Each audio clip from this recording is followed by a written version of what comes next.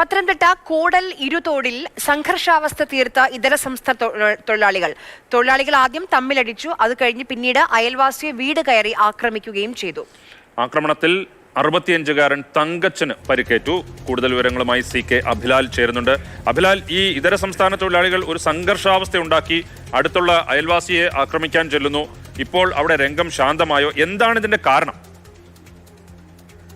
പത്തനംതിട്ട സ്വദേശി പ്രേംചെറിയാൻ എന്നുള്ള ആളുടെ തോട്ടത്തിലെ തൊഴിലാളികളാണ് 4 പേർ. അവർ ഒരു സ്ഥലത്ത് താമസിക്കുകയും പുലർച്ചെ തർക്കമുണ്ടാവുകയും 3 പേർ ചേർന്ന് ഒപ്പമുണ്ടായിരുന്ന ജെയിൻ എന്ന തൊഴിലാളിയെ അടിക്കുകയുമാണ് ഉണ്ടായത്. അടി ഏറ്റ ഇയാൾ ഇറങ്ങി ഓടുകയും പിന്നീട് വരുന്ന വഴിയിൽ കണ്ട ഒരു വീട്ടിലേക്ക് ഓടിക്കയറുകയും വീടിന്റെ മുറ്റത്ത് നിന്ന തങ്കച്ചൻ എന്ന 64-കാരന്റെ തലയ്ക്ക് റബ്ബറിന്റെ തടി കൊണ്ട് അടിക്കുകയാണ് ഉണ്ടായത്.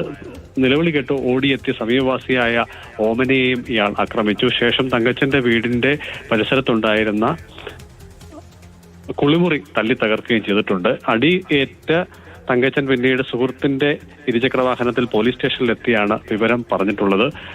അവിടെ നിന്ന് പോലീസ് എത്തി സംഭവ സ്ഥലത്ത് ഉണ്ടായിരുന്ന 3 പേരെ കസ്റ്റഡിയിൽ എടുത്തിട്ടുണ്ട്. അതേസമയം തന്നെ ഈ അക്രമം കാണിച്ച ജെയിൻ എന്ന ഇതര സംസ്ഥാന തൊഴിലാളിയെ പോലീസ് ആംബുലൻസ് വരുത്തി ആശുപത്രിയിൽ എത്തിക്കുകയാണ് ഉണ്ടായത്. ഇതര സംസ്ഥാന തൊഴിലാളികൾ തമ്മിൽ തർക്കമുണ്ടായതിന്റെ കാരണം സംബന്ധിച്ചുള്ള വിശദമായ അന്വേഷണത്തിലാണ് കൂടുതൽ പോലീസ്.